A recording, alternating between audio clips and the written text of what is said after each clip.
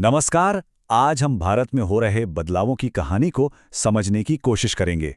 ये कहानी digital payment से लेकर सोलर एनर्जी तक और नए हाईवे से लेकर किसानों तक हर चीज को एक साथ जोड़ती है। तो चलिए देखते हैं कि ये सब मिलकर क्या तस्वीर बनाते हैं। इस पूरी कहानी को बेहतर तरीके से समझने के लिए हमने इसे 5 खास हिस्सों में बांटा है। तो ठीक है, चलिए शुरू करते हैं।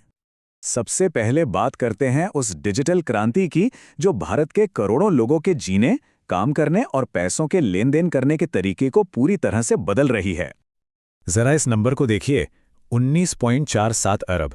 ये सिर्फ एक महीने जुलाई 2025 में हुए यूपीआई ट्रांजैक्शंस की संख्या है। आज दुनिया में होने वाले लगभग आधे रियल टाइम डिजिटल पेमेंट्स इसी प्लेटफॉर्म से हो रहे हैं। इसने करोड़ों भारतीयों के लिए पैसों का लेन देन बेहद आसान बना दिया है।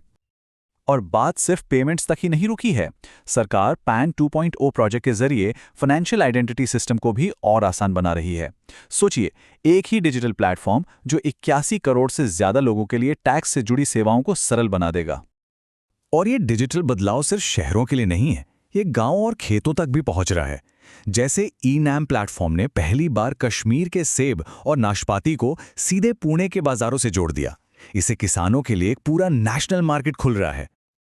अच्छा, अब डिजिटल दुनिया से जरा असल दुनिया में आते हैं, क्योंकि ये बदलाव सिर्फ स्क्रीन पर नहीं, जमीन पर भी हो रहा है, खासकर सस्टेनेबल एनर्जी यानी टिकाऊ ऊर्जा के मामले में। और यहाँ एक बहुत बड़ी कामयाबी मिली है। भारत ने अब 100 गीगावाट सोलर मॉड्यूल बनाने की क्षमता हासिल कर ली है। जरा सोचिए, 10 साल पहले ये सिर्फ 2.3 गीगावाट थी। ये वाकई में एक बहुत बड़ी छलांग है। इतना ही नहीं, नए तरह के ईंधन पर भी काम हो रहा है। दीनदयाल पोर्ट पर देश में ही बने पहले 1 megawatt green hydrogen power plant की शुरुआत हो चुकी है।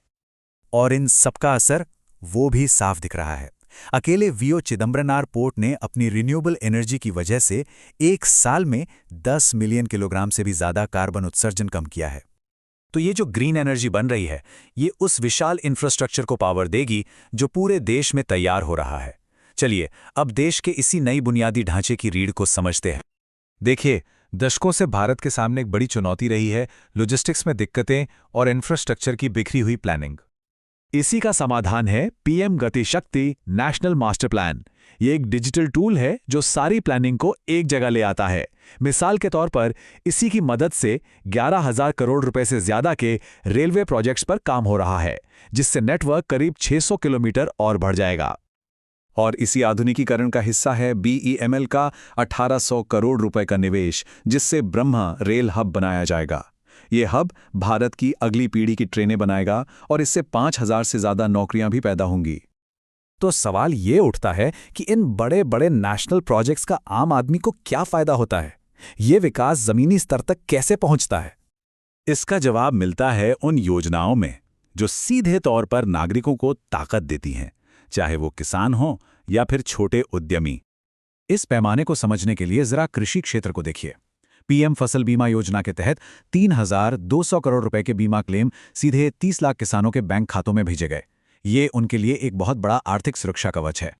इंडस्ट्रियल डेवलपमेंट भी अब सिर्फ बड़े शहरों तक सीमित नहीं है। देश के 7 अलग अलग राज्यों में विशाल पीएमएमआईटी टेक्सटाइल पार्क बनाए जा रहे हैं।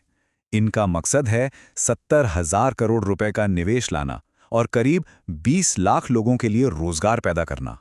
और आखिर में देखते हैं कि देश के अंदर हो रहा ये बदलाव दुनिया भर में भारत के असर को कैसे बढ़ा रहा है। इसका एक साफ उदाहरण ब्रॉडकास्टिंग के क्षेत्र में देखने को मिलता है। भारत, जो Asia Pacific institute for broadcasting development का एक संस्थापक सदस्य था, आज उसकी प्रेसिडेंट और चेयरमैन दोनों ही प्रमुख भूमिकाओं में है। और ये बढ़ता हुआ असर हर जगह दिख रहा है, चाहे वो इंटरनेशनल सोलर अलायंस जैसे वैश्विक गठबंधन का नेतृत्व करना हो, दक्षिण अमेरिका में सांस्कृतिक रिश्ते बनाना हो, या फिर महिलाओं द्वारा चलाए जा रहे असम के सफल संरक्षण मॉडल को दूसरे देशों तक पहुंचाना हो। तो हर सेक्टर में बदलाव की इस तेज रफ्तार को देखकर एक बड़ा सवाल मन में आता है।